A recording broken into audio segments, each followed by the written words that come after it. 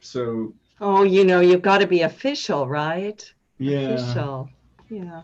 it's more Anyway, formal. yeah, it is more formal. Yeah, sometimes there's places for that. Anyway, looks like we're live on YouTube.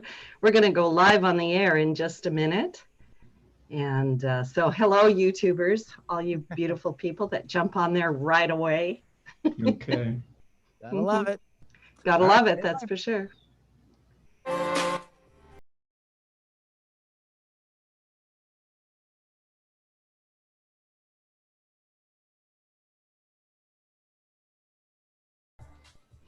Good morning and welcome to the original Loretta Brown Show, radio to open the heart, heal the soul, and awaken the consciousness. Here we are. We are getting close to the end of October. Well, I guess we're not there yet, are we, We're Betty? almost there. We're about a little over a week away. I'm just looking forward to that blue moon, on Halloween. Yes, there So, was an amazing crescent moon yesterday, though, too. was My there? boys, yeah, we were running around town last night, and it was beautiful. So it's on the way. Harvest blue moon, you said blue moon, yeah. Yeah, the blue moon. The Mm. blue moon is the second full moon in any given month, and we have one this month. Woo! Bookend by full moon, so we got powerful energies going on. I got that weird sense of humor, and we used to watch those really old, silly horror movies, where people turned into werewolves, under the full Yeah, moon, and that it wasn't it wasn't computer graphics. It was pretty bad, right? And so I've been feeling like I've sort of been that way, kind of a little werewolfy all month, werewolf. Say that 3 times fast. Anyway, good morning, everybody. I hope that you're waking up and having your a good morning. Let's put it that way. I am the owner of Reiki Oasis, located right here in the greater Seattle area for the last 26 years. I am still up and running and doing most things through Zoom and FaceTime and all that kind of thing. But you can find out more about me at ReikiOasis.com.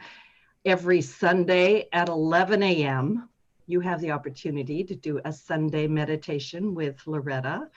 And it's really just so that you get to step into what I call my oasis and kind of just exhale. There's a lot going on out there, and if you can reach out to either my meditation or somebody else's or even your own practice, I really highly recommend it. The Sunday meditation and all classes, you can find them at schedule.reikioasis.com.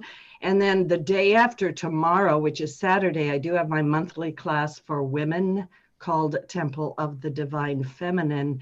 We are actually in the 9 nights of what's called Navratri, and it's a beautiful time to recognize the feminine, the divine feminine, for 9 days. And so we will actually be in the 8th day of Navratri on Saturday. So we're going to do a little bit of something with that. It's a good support group. And like I say, you can sign up for everything at schedule.reikioasis.com. And thank you to all my patrons. We are a listener supported show. And from my heart to yours, and I truly mean this, so much gratitude for your support of this show because it brings you, of course, some help in times of need. I'm only going to say like 3 things about astrology for my sky watchers because I want to bring my guest on. We've got a lot to talk about today. Today is October 22nd, and we leave the air sign of Libra and enter into the watery sign of Scorpio. Oh, I know. My guest is like, oh, what's really interesting, Philip, and I'll properly introduce you in a moment. But before the show started, we were talking about how Seattle is sort of ruled by that energy of Scorpio, which can be it's an energy of transformation, and it it's sort of like shedding a skin. Scorpio's ruling planet is Pluto, the planet of transformation and alchemy, and the dark night of the soul, which is the great path of initiation that I think we're all on. So it's during Scorpio season that all of us, no matter our sign, are able to tune into the powers of transformation that live within us. And we all have the power to transform our lives and ourselves at any given moment. But under the power of the Scorpio sun, we are guided and supported even more. So everybody knows 2020 has been a bit interesting, shall we say. And it's likely we're going to see more transformations unfolding as we move through this season. And also as we head out to Taurus, which will be on Halloween, and as we go through the rest of the year. And I will give a much more lengthy astro check-in later on.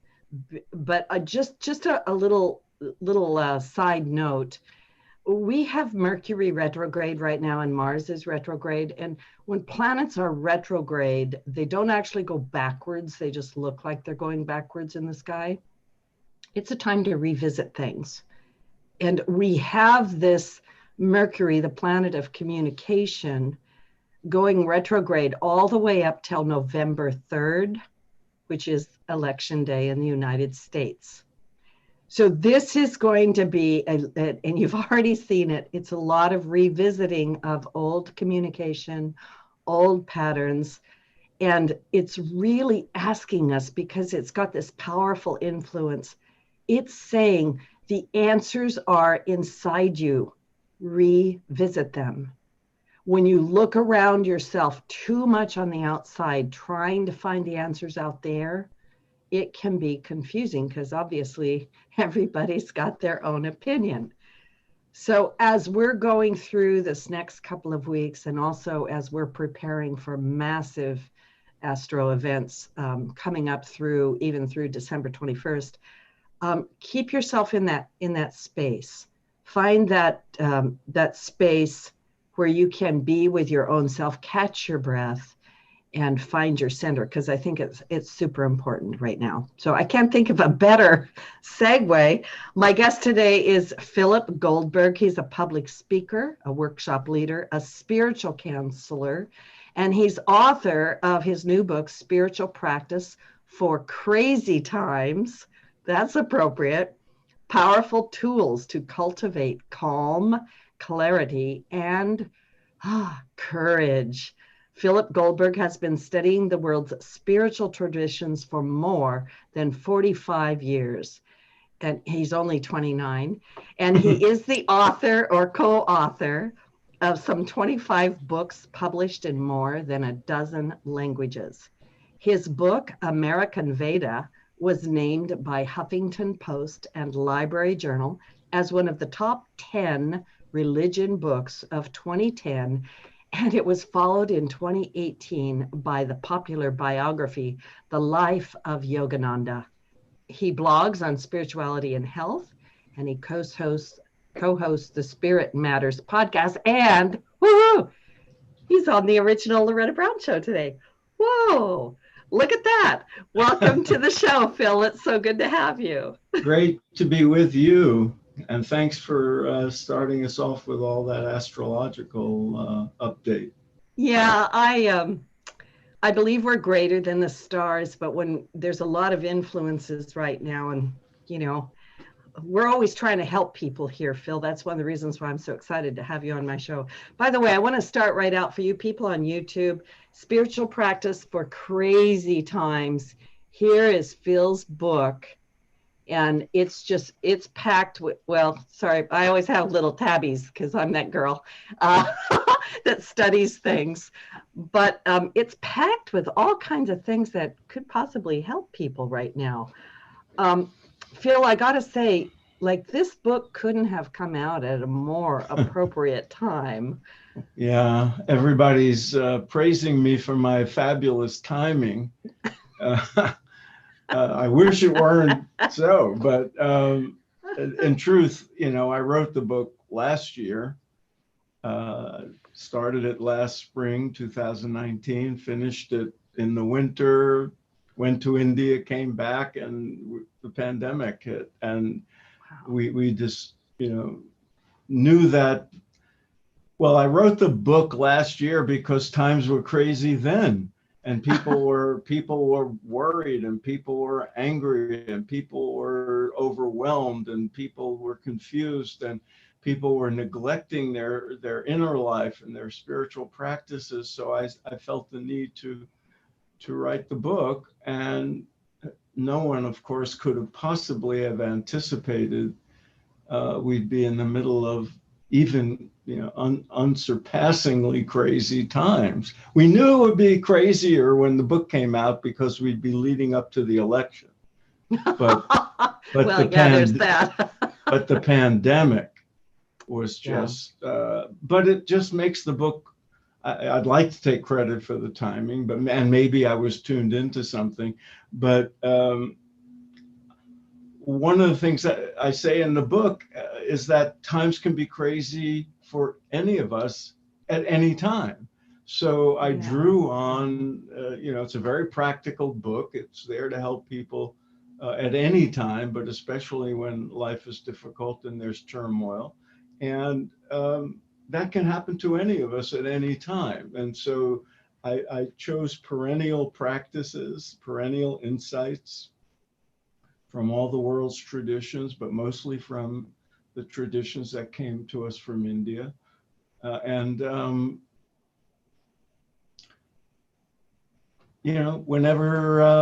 Whatever you're going through, whatever's happening, there's something in there that'll help you. I like what you said. I think it's easy to get caught up in the world stage, right? And kind of get caught in that swirl, because it's a big swirl. And somebody told me the other day, where can I go, Loretta? There's no place to hide. I go, well, yeah, that's part of the evolution of consciousness right now, right? But it's also personal. It's a personal thing that we're going through. And you're absolutely right. We could be in a time of crazy anytime, and our own type of crazy within that crazy. Yeah. Yeah, exactly. So your book, and I do want to point this out to people because, I'm always so excited to have help for people. Spiritual help, spiritual practice for crazy times. And then the subtitle is Powerful Tools to Cultivate Calm, Clarity, and Courage. And these are practical tools. These are things that are approachable by anybody. Yeah. Yeah. Mm-hmm. So I want to ask you this question. Normally, I don't know if I can say normally, maybe this goes into the middle of what we just said. I myself have my own spiritual practice, and I know you do. You're been meditating for years, which we'll touch on in a minute. But is everybody having trouble right now during the crazy times? Is everyone falling out of their practices? No. Okay. I know a lot of people who are actually blessed enough to not be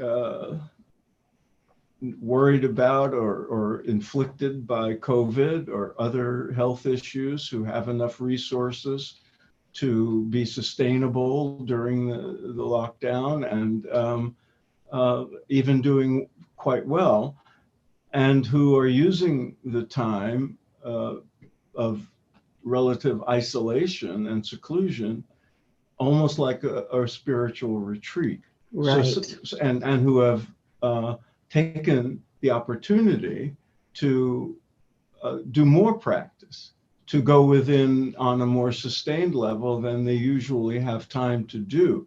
So those people who are smart enough and fortunate enough to have that opportunity, many of them are taking advantage of it, to their credit.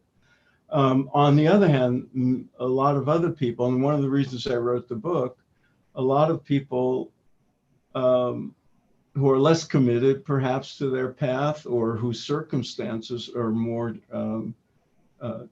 turbulent, are finding it more difficult to sustain the regular practices they do. Or if they were irregular with their spiritual practice, they're now, even more so. And so I've been encouraging everybody that no matter what is going on, to take the time to go inward and put yourself in touch with, bring your attention to what I call the sanctuary of peace that we all have within us, because that's your refuge, that's your cave, that's your temporary escape mechanism, place of healing, a place of rejuvenation, and it's all within you. And you can, yes, when times are tough, you may need to, take a little extra effort to carve out the time or to carve out a place in your home to do it in. But it's an investment that pays off not only in more sustained inner peace and relief, but of healing, even on a physical level. These spiritual practices, meditation and mindfulness and yoga and prayer, whatever you're drawn to, that takes you deep within to your own source of inner peace, they also strengthen the immune system. They keep us healthy. They keep us clear. And I want to say this right up front. I know we'll go more into it later. They're not a luxury. They're not sort of, something to think about, one of these days. To me, they're as necessary as, eating properly and showering and brushing your teeth and getting exercise. They are maintenance. Spiritual practices sustain us, and they're not a way of escaping the world, except for that short period of time when you do them. They bring you back into the world better equipped to handle things. And that is a terribly important thing to keep in mind, because people think, oh no, I'm so busy, or I'm engaged in such important work that I can't take the time. No, you'll work better. You'll do things better if you invest that time first. Yeah, wow, you said so many good things right there. It is a necessity to have that time for the self, the spiritual practice. I don't know who it was that said something about, if you think you don't have enough time, you need to, if you can't take 3 minutes, you need to take 2 hours or something like that. Right? Oh, it was, maybe you're thinking of, I always quote Mahatma Gandhi in this context. He was a pretty busy guy trying to lead a revolt against oppressive imperialist occupiers. But he one morning looked at his calendar and said, oh God, I have so much to do today. I'm going to have to start the day with 2 hours of meditation instead of 1. Yes. And that he got that this was an investment of his time, and that he would then come back out and have more energy, more compassion, more clarity of mind to do what he does even better. When did you start meditating? How did that come about? I'm about to give away my age. I started. You're only 29. I started as an infant in 1968. Thank you. When, at a time, we should note, anybody who knows the history or is old enough to remember it, 1968 was possibly just as crazy as 2020, with the exception of the COVID situation. Although there was a flu, a serious virus going around, but it was not what COVID is. But it was a crazy time, and in the midst of it, I was a crazy young man, and I found my way to the spiritual teachings of the East and took up meditation practice, and it's been with me ever since. And because I took it seriously, I took the lessons I learned seriously. I tried out the practices in my own life. They were transformative.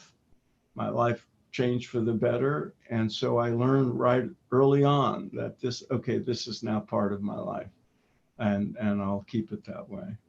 I actually love your history, because, just for the listening audience, so they know a little more about you. And and why it is that you've grown to be so wise, right? Because you've gone through life. I keep learning. Yeah, and you come from Brooklyn, which seems like that'll make you wise.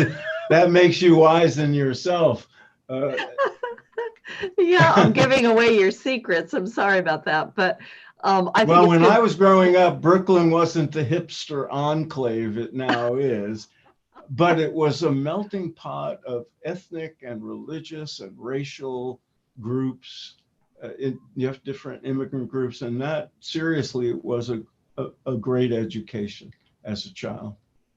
You also were doing this meditation and this spiritual journey, I would say, during a lot of, and you alluded to it, but I kind of wanted to bring this point out because I've actually talked to other people about it, right? You know, because you're part of the boomer generation.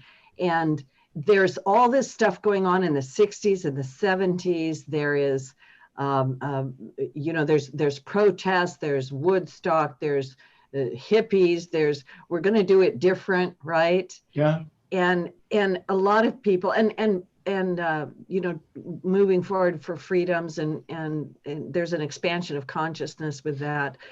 Do you see, and you may or may not be able to answer this question, but it kind of has been on my mind for a while. When you look out at the current situation, do you feel like we are moving forward or backward, or is this the true revisiting it? Like, did we really mean those things? Like, what is it that we're headed toward? There's a lot in what I just said. I know. And I see a lot of echoes from the late 60s, early 70s and what's going on now. I see the last 4 years as a kind of, the same kind of backlash that the progressive and evolutionary young people of my era, we created a lot of, we drew a lot of attention to the world. We wanted to change the world for the better. We wanted to end the Vietnam War. We wanted equal rights for African-American citizens, and on and on. And the feminist movement started, the ecology movement started, and there was this great spiritual awakening when we discovered, you know, mystical practices of the East and things like meditation and yoga, and gurus were coming, and there was a great awakening time. And I see that happening in young people now, and it's a beautiful thing to see, but it also creates a backlash. And we dealt with that backlash. It was a violent backlash in many instances. And, you know, the election of Richard Nixon in 1968 was a kind of reaction to that. And I see the same thing manifest now in our political world. And so there's always, you know, I've written a lot of history of the sort of spiritual history of America, especially around how America has taken to the teachings that came from the East. Mm-hmm. That's what American Veda was about, and mm-hmm. the life of Yogananda. And I keep seeing over and over again that there's two kinds of Americans, and one is this open-minded, pragmatic, free-spirited individual who embraces things that are new and loves diversity and always wants to learn new things. And if something works, they'll try it out. And they love the variety of human beings and welcomes newcomers and immigrants and all that, and wants fairness. And then there's the other American who is very xenophobic and very closed and very threatened by things that are new, things that are different, things that upset the apple cart. And but the new and the progressive always seems to, you know, in the end, move things forward. Mm-hmm. And if you have a historical frame, you know, things do move in a progressive and, in the direction of freedom and openness and justice and evolution of the spirit. But it takes work too. It's not automatic. It depends on what we do. And right now, we need all those people who have a rich inner life, who work on themselves, who are spiritual, who are grounded in the truth and peace and love of the inner life. We need those people to be active in the world and make the world a better place, and not just be content with their own spiritual lives. And what is that? Don't hide your gifts under a bushel, or whatever it is. We need you to bring out and we need you to vote. And get other Thank you for that. people to Yes, vote. we do. I agree with you. I think there's sort of a calling, call it whatever you want, maybe a calling for us to step forward with, and beginning with the inner sanctuary. I love your sanctuary of peace idea. That's so beautiful. But to visit there and to be there, and from that place to generate or radiate, be radiant, go move outward from there, because change has to come from the center outward, right? If the center is rigid and inflexible, things trying to come in are just going to bounce off of it. That's the idea I get. Yeah. Yeah, and I make the point in the book. I mean, there's 9 chapters in my book, and 8 of them are, very practical about, finding the inner sanctuary wherever you are in different circumstances, different methods, all this. And then I have a section on spiritual citizenship, essentially. But here's an important point. That inner sanctuary of peace is also a fortress of strength. And so when you come out into the world and you're active in the world, you can bring some of that inner peace and strength with you, and you're also coming more likely to act from compassion and kindness and love, and be more effective in what you bring to the world. And it's terribly needed now, because there are so many forces of violence and cruelty. It needs to be countered by acts of kindness and love, but effectiveness, strong actions that combat in the best ways those destructive forces, I think is terribly important. And it boomerangs. It's not sacrificial. It doesn't you're not sacrificing your own spiritual development by being engaged in the world and being of service in the world. Being of service serves you too. It gets you out of your ego. There's nothing, that's why every spiritual tradition has an element of calling its constituents to do acts of charity and acts of service. It's not just because it makes the world a better place, it's also better for us to contribute. We'll feel better having contributed, even if it's just like, whatever it is, helping an older person who, needs help shopping or something because of COVID,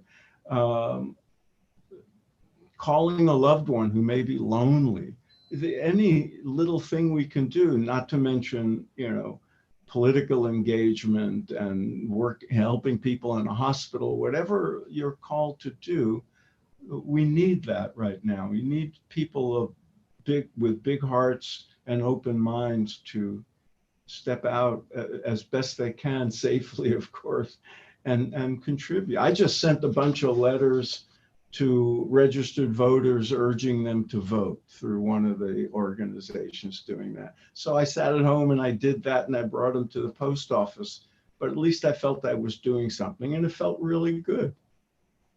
I just love that. A fortress of strength. Yeah, we're going to take a station break, Mr. Benny. My guest today is Philip Goldberg. His book, Spiritual Practice for Crazy Times, couldn't be more appropriate. I think you just need to order it like right now. Just get it right now. Then you'll have little tabbies in it too. And this is Loretta Brown. I'm the owner of Reiki Oasis. We're going to take a break. And when we get back, we're going to talk more about spiritual practice, some tools for that, and what can we do in our crazy world. All right, we'll be right back. Okay, all clear. All right, we're still live on YouTube, Mr. Oh, we are? Oh, okay. Yeah, so take a break. This is wonderful. I love it. Can I take a break? Yes, you can. I'll be right back. Yeah, go ahead. I'm just going to look cute for the YouTubers. Hey, Loretta, I know your volume is just a little hot. Is there a way is bring it? it down just a little bit? Okay. It's sometimes, when you get excited or laugh, it splashes through. So. Oh, yeah, let me turn that Other down. than that, it's okay. Is this better? Let me laugh. Better, thank you. Yeah, I can bring you up here. Thanks. Is that better?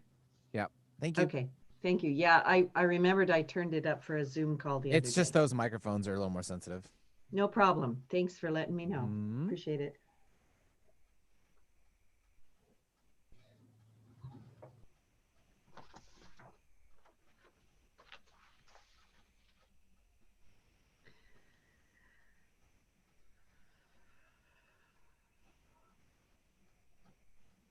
So I hope everybody's doing good out there. Sorry? I'm just sorry. I was just talking to my hat. Sorry.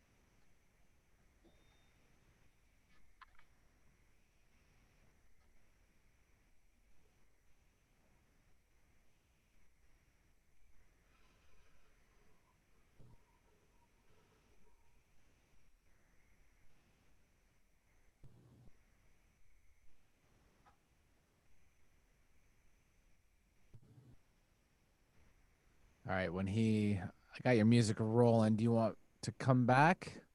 Let's wait. Or wait for him? Yeah, wait till he's in his chair. Okay. Yeah. Guess we should have said how long our break was. Yeah, I realized that too. There he is. Absolutely. All right, Phil, we're going to jump right back in here if you don't mind, sir. Yes, sir. Ma'am. All right, hang on. Here we go.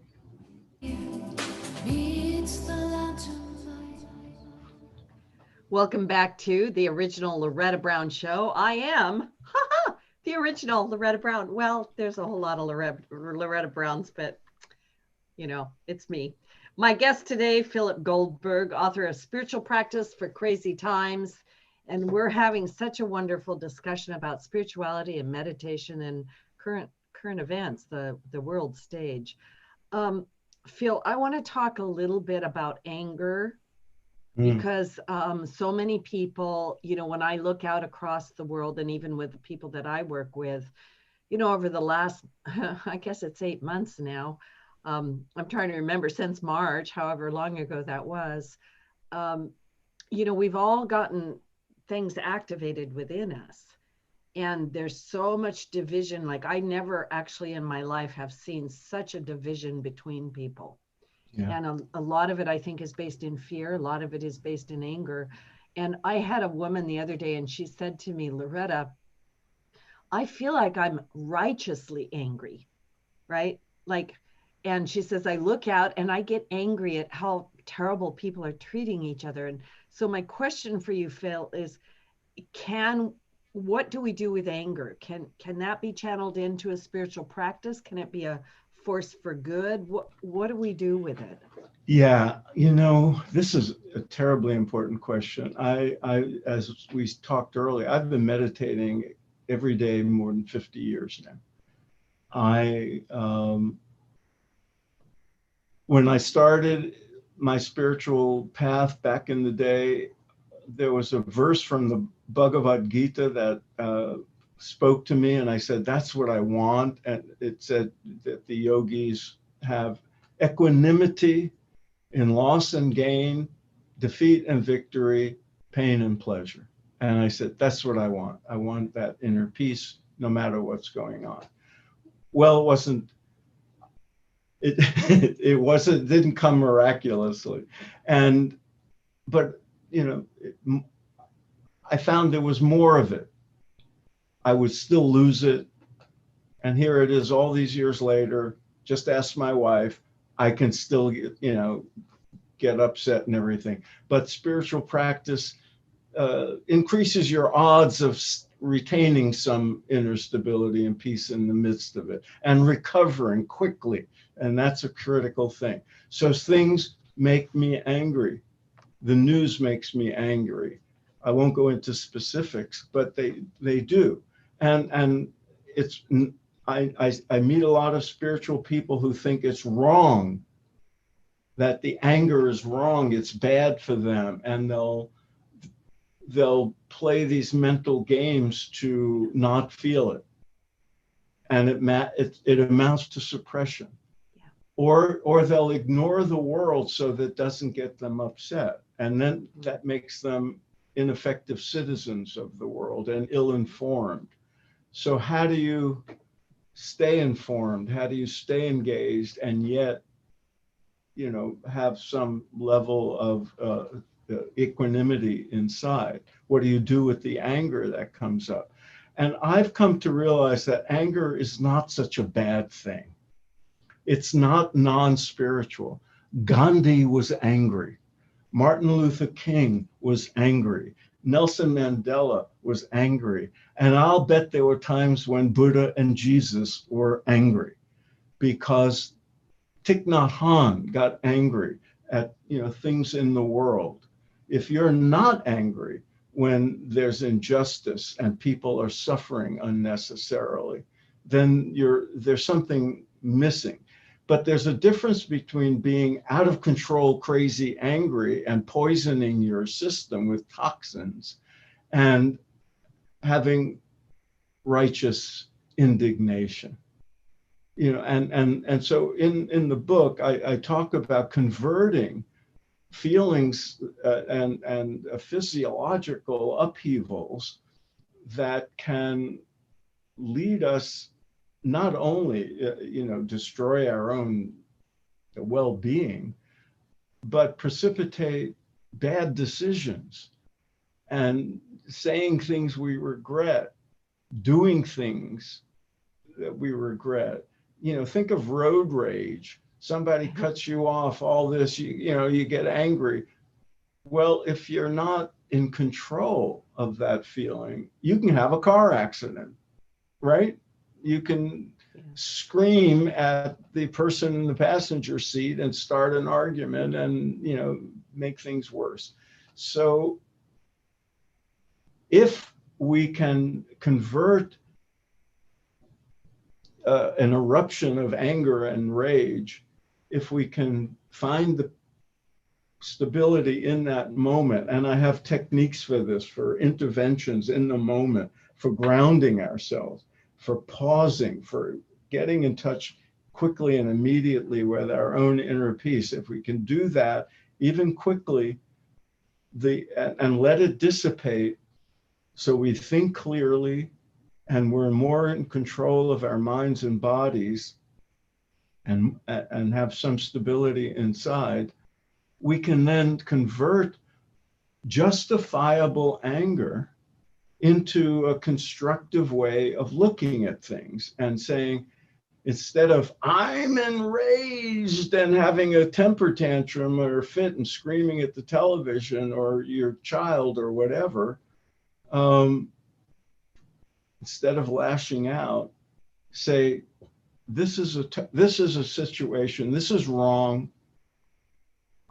What can I do about it? How can I make things better? And if I can't, because I can't control world events, how can I make things better for the people around me in this circumstance? What can I do? Whatever it is, at least you're coming from a place of good intentions and righteous opposition to, whatever is making you angry, as opposed to just rage, which usually leads to just more difficulties. Yeah. Yeah. You said a lot in that. I'm gonna kind of pull it out a little bit and ask you another question. I heard you say in there that number one, I think one of the things is to recognize that you can allow yourself to feel the anger. Yeah. Right? It's all right, and you don't need to stuff it or think you're a bad person or you're out of alignment with who you know yourself to be or something, right? But the first thing is, I think, going, oh my goodness, I am really angry. This is really making me angry. And then there's this recognition in what you just said, which I love. We just have that little tiny moment where the road rage, because we have road rage like crazy in Seattle, right? It's our big event. Yeah.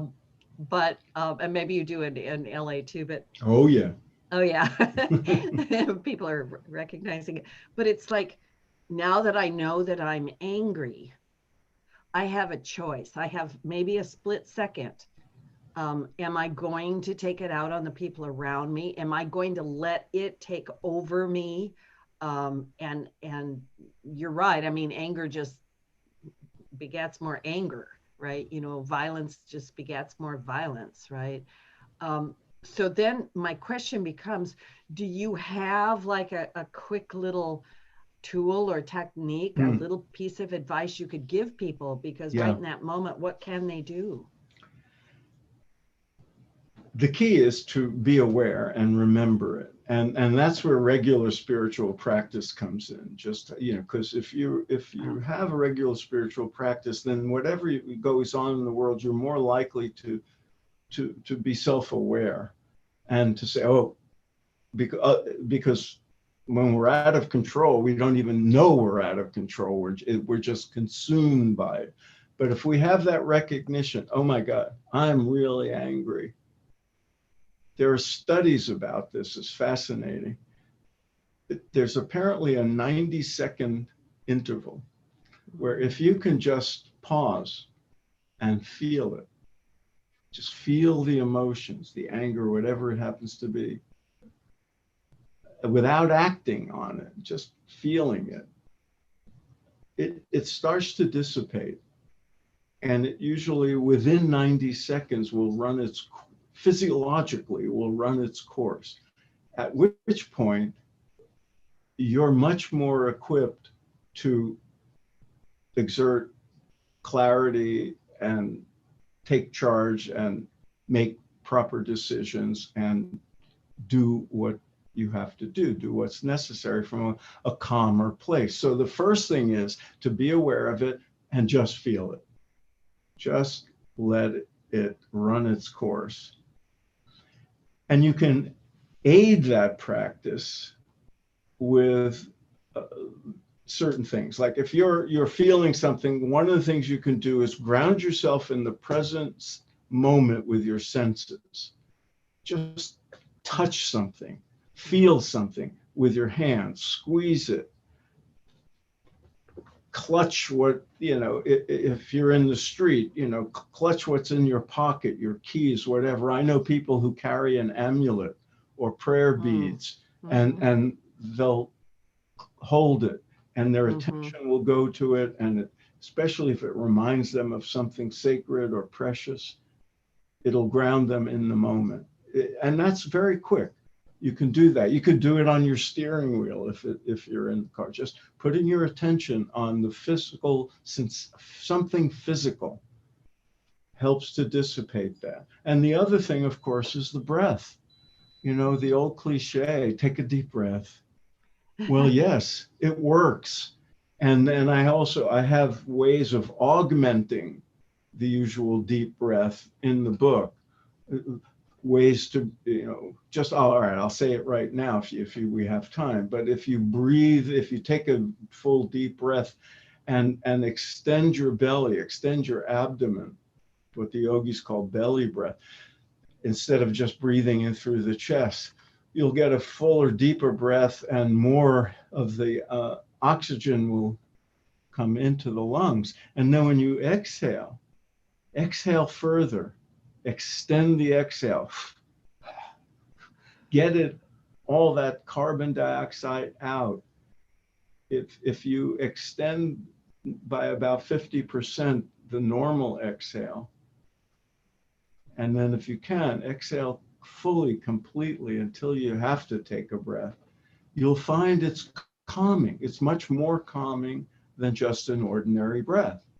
And there's other forms of breathing exercises that I have in the book. But just those little things, if we remember to do them, then the moment of rage or whatever the upsetting emotion is will pass very quickly. And you'll find you're then in on a more stable platform to do what you have to do. Thank you. That was excellent. And I love this idea too. I was thinking about this while you're talking, that, the key to all this is practice.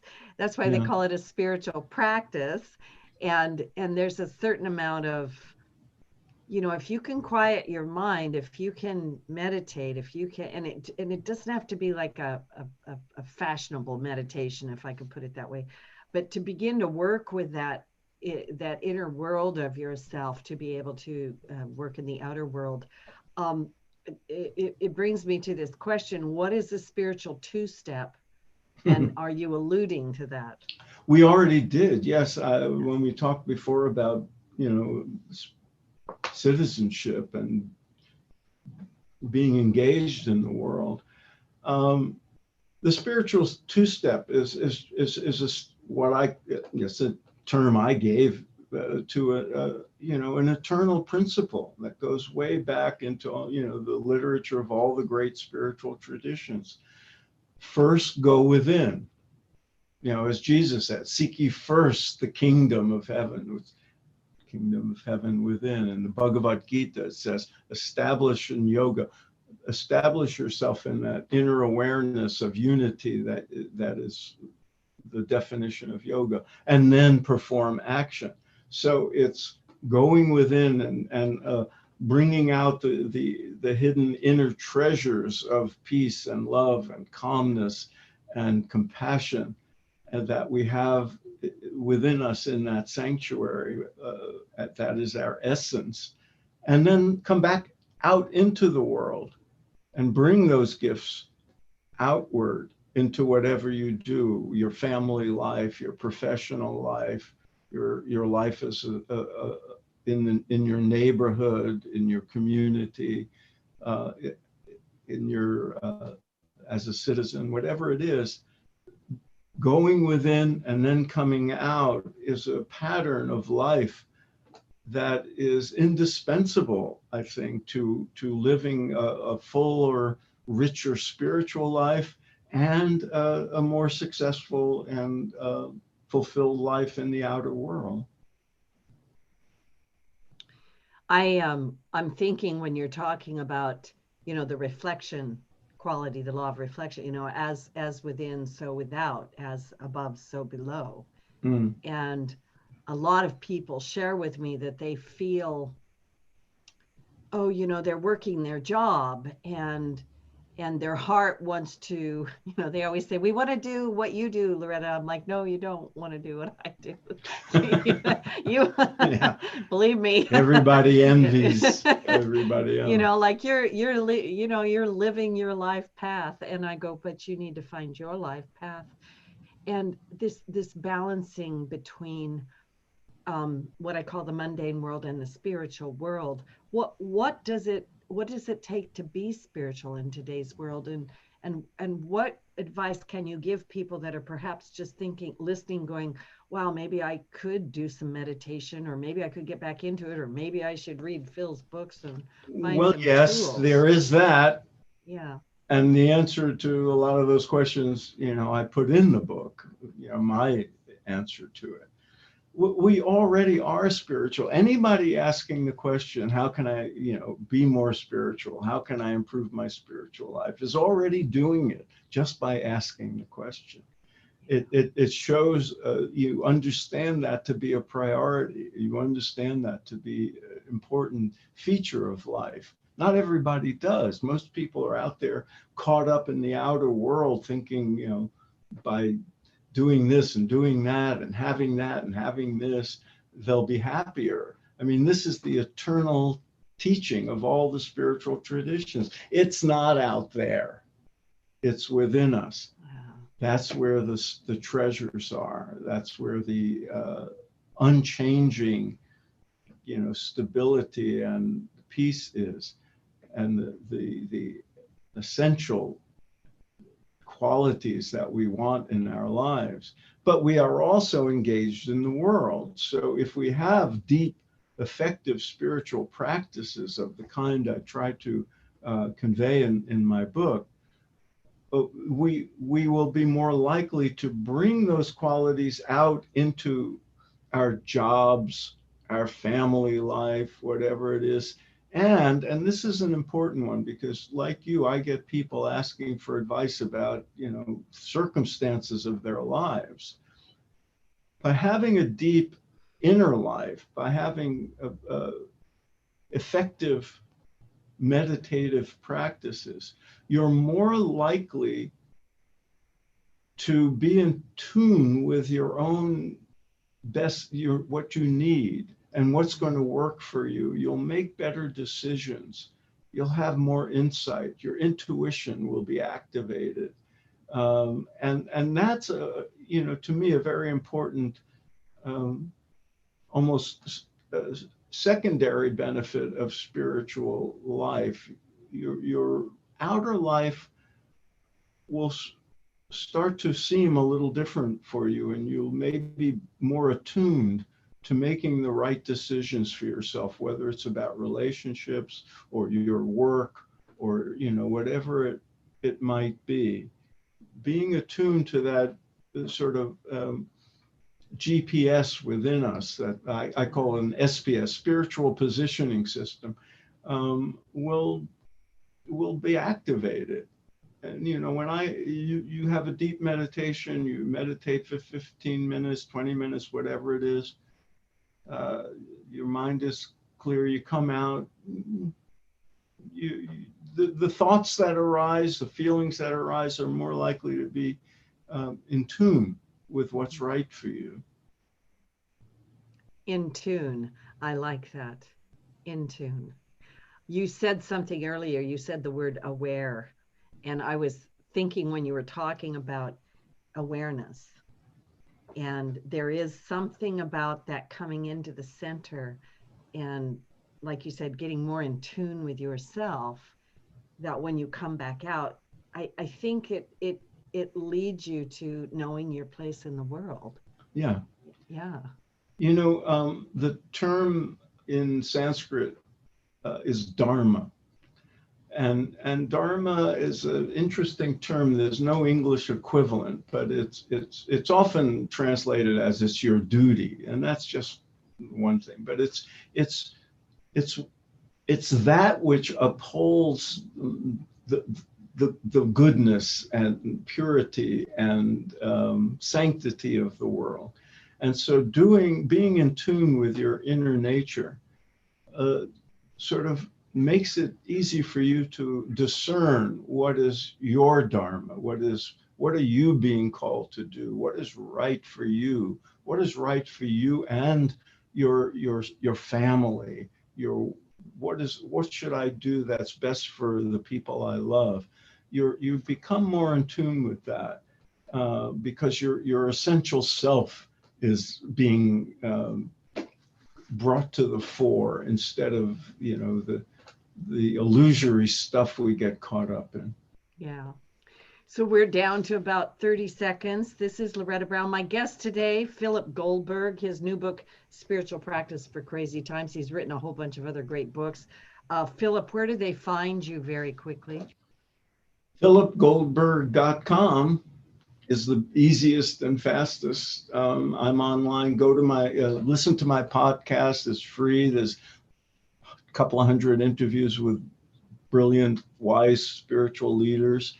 And if you want to get in touch, and I welcome you to, if you want to be on my mailing list, you can do all that through my website on philipgoldberg.com. There's links to the booksellers, there's videos, there's whatever I remember to put on there.